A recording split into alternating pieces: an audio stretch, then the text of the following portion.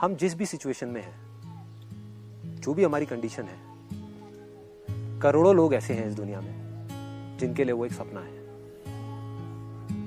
मैं आपकी बात कर रहा हूं, अपनी नहीं कर रहा।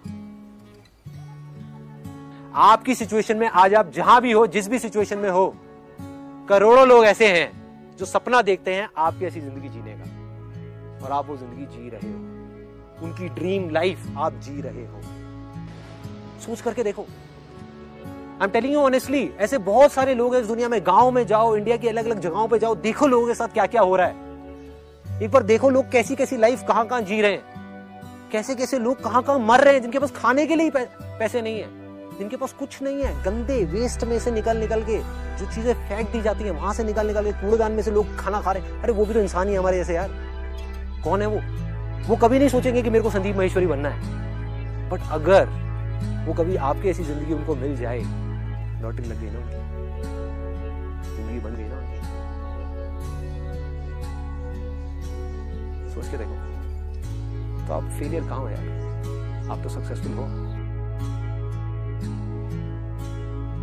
कोई इंसान अगर जिंदगी में कुछ करना चाहता है ना, या कुछ बनना चाहता है, तो उसको जा करके ये बोलना कि तू ये नहीं कर सकता, उसकी हिम्मत को तोड़ना, उसकी उम्मीद को तोड़ना एक बहुत बड़ा पाप है। क्योंकि कई बार कुछ लोगों के पास में सिर्फ एक उम्मीद होती है और कुछ भी नहीं। लेकिन वहीं दूसरी तरफ किसी को इतना हक देना कि वो आ करके आपके सामने खड़ा हो जाए और आपको कुछ भी बोलता रहे, आपकी उम्मीद को तोड़ दे, आपकी हिम्मत को तोड़ दे, और आप चुपचाप खड़े खड़े उसको देखते रहो, कुछ भी ना कहो, कुछ भी ना करो, ये उससे भी बड़ा पाप है।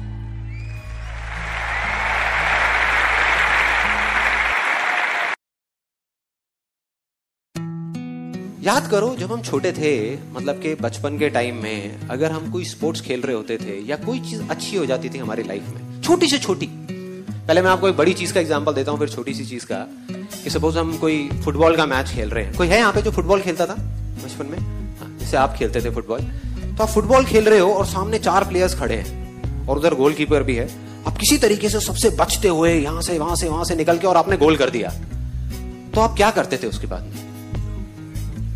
खुश हो जाते थे, खुल के सेलिब्रेट करते थे। ऐसे तो नहीं ना यार ये गोल तो हो गया, अगला पता नहीं होगा नहीं होगा, ऐसे तो नहीं करते थे। अरे मारा और उसके बाद में झूमते हुए आ रहे हैं, यस मजा आ गया, अपनी पूरी टीम से गले मिल रहे हैं और खुशियां मना रहे हैं, सेलिब्रेट कर रहे हैं खुल करके। ये तो हो गया बड़ी सी बड़ी चीज। छोटी से छोटी चीज कि घर में आप बैठे हो, अपने दोस्तों के साथ में खेल रहे हो और आपके एक दोस्त की निक्कर उतर गई। 5 मिनट तक हंसते रहते थे, बड़ों को समझ नहीं आती थी ये बातें। वो अगर कहते थे क्या पागल है क्या कर रहा है, और हम हंसे जा रहे हैं, उनकी निक्कर उतर गई, निक्कर उतर गई। Shem Shem Shem Shem. अगर किसी तरीके से यहां पर बैठे हुए हम जितने भी लोग हैं, इमेजिन करो एक बार कोई हाइपोथेटिकल सिचुएशन, आपके अंदर से डर निकल जाए फेलियर का, डर निकल जाए कामयाब ना होने का, तो कोई रोक सकता है आपको कामयाब होने से? सोच के देखो। एक क्रिकेटर है, उसके अंदर से डर निकल जाए आउट होने का, उसको कोई आउट कर सकता है? एक डांसर है, उसके अंदर से डर निकल जाए हारने का, उसको कोई हरा सकता है? और वो कौन हो सकता है? सिर्फ एक बच्चा। और वो बच्चा हम सबके अंदर जिंदा है। करना है तो क्या करना है? अपने उस डर से परे निकलना है, उस डर की दीवार के परे निकलना है। उसको तोड़ना नहीं है, क्योंकि वो है ही नहीं। तोड़ोगे किसको? जब दीवार है ही नहीं तो उसको तोड़ोगे कैसे? जो चीज है उसको तोड़ोगे ना। डर नाम की कोई चीज है ही नहीं, एक इमेजिनेशन है जो चारों तरफ से खड़ी हुई है। वो खड़ी क्यों हुई है? अब आते हैं उसके रूट कॉज पे, वो आई कहां से? अगर एक वर्ड में मैं बताऊं, एक वर्ड में, इसको ध्यान से सुनना, वो है कंपैरिजन। जब भी हम अपने आप को किसी और से कंपेयर करते हैं, या हमारी आज की जो सिचुएशन है उसको किसी और सिचुएशन से कंपेयर करते हैं, या अपने आप को अपने आप से ही कंपेयर करते हैं, ये 3 वजहें हैं, इसके अलावा कोई चौथी वजह नहीं। अगर इन 3 वजहों को हम समझ जाएं और इसको समझ करके अगर हम इसके परे निकल जाएं, तो डर नाम की चीज खत्म, फिर हमें कोई नहीं कर सकता। मेरी दादी मुझे एक कहानी सुनाती थी, वो कहानी मुझे इतनी अच्छी लगती थी कि मैं रोज सुनता था और रोज रोता था। दादी कहती थी अब मैं नहीं सुनाऊंगी, तू रोता है। मैं नहीं सुनाऊं, बहुत अच्छी कहानी।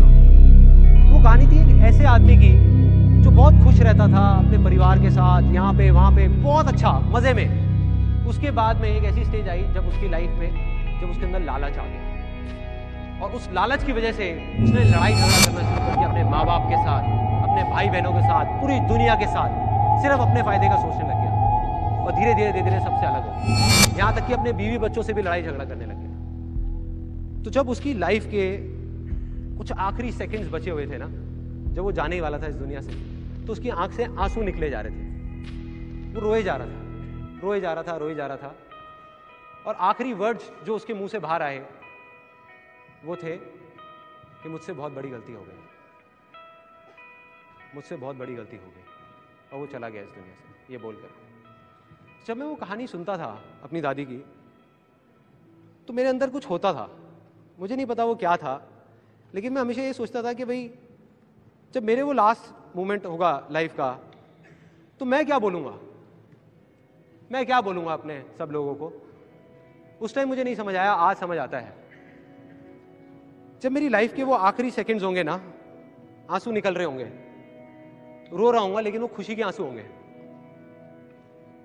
और रोते रोते मैं किसी से कुछ नहीं कहूँगा, बस हंस रहा हूँगा, और मन में ये चल रहा होगा यार मजा आ गया, क्या जिंदगी थी।